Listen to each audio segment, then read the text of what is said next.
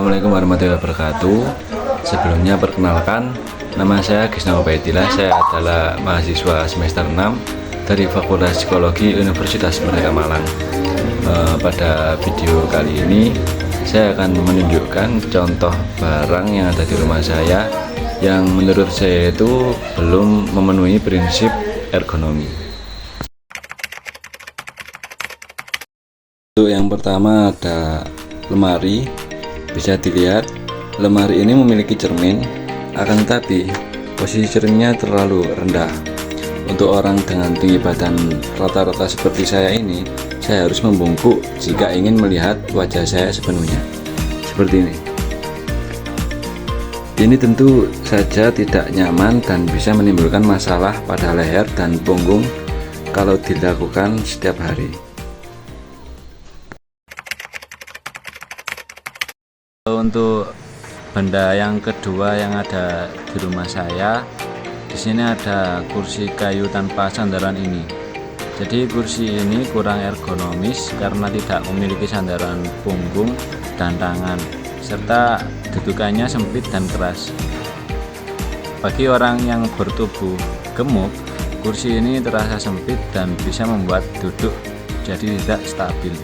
Selain itu, duduk terlalu lama bisa menyebabkan pegal di punggung, pantat terasa sakit, dan jika sering digunakan bisa menyebabkan nyeri pinggang karena postur duduk yang tidak stabil.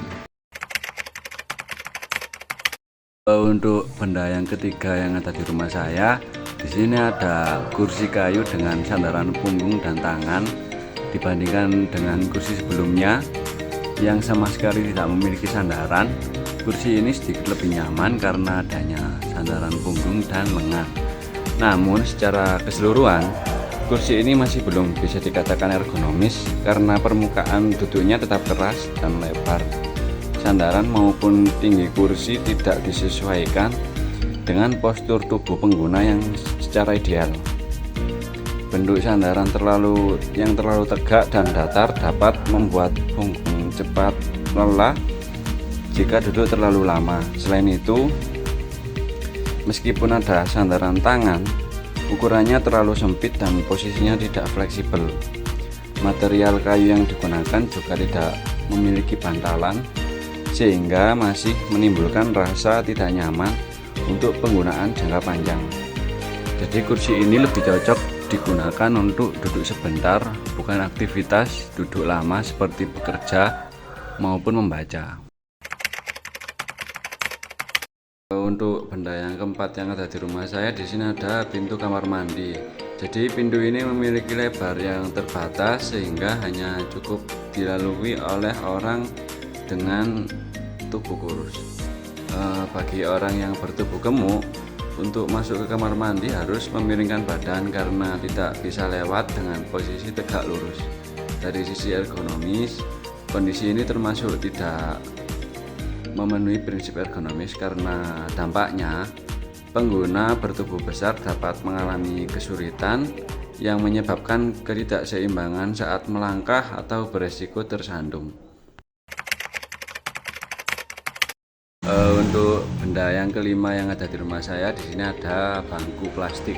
Jadi bangku ini umum digunakan untuk berbagai keperluan di rumah seperti mencuci di kamar mandi. Namun dari segi desain, bangku ini memiliki tinggi dudukannya yang rendah, permukaan keras, dan tidak memiliki sandaran punggung. Secara ergonomis, bangku ini mungkin masih terasa cukup nyaman bagi anak-anak atau orang bertubuh pendek dengan kaki yang kecil, karena tinggi dudukannya lebih sesuai dengan proporsi tubuh mereka. Namun sebaliknya, bagi orang yang bertubuh tinggi, penggunaan bangku ini justru menyebabkan postur tubuh menjadi membungkuk dan lutut tertekuk terlalu tajam, sehingga menimbulkan ketidaknyamanan. Dari dampaknya sendiri, penggunaan bangku ini secara berkepanjangan antara lain, yang pertama mungkin nyeri punggung, kelelahan pada otot paha, tekanan pada tulang ekor, dan gangguan sirkulasi pada kaki akibat posisi duduk yang tidak ideal. Oleh karena itu, bangku ini sebaiknya hanya digunakan untuk aktivitas saat dan tidak dianjurkan untuk duduk dalam durasi lama. Demikian video penjelasan dari saya mengenai contoh barang yang kurang memenuhi prinsip dari ergonomis. Terima kasih sudah menonton. Semoga video ini bermanfaat. Wassalamualaikum warahmatullahi wabarakatuh.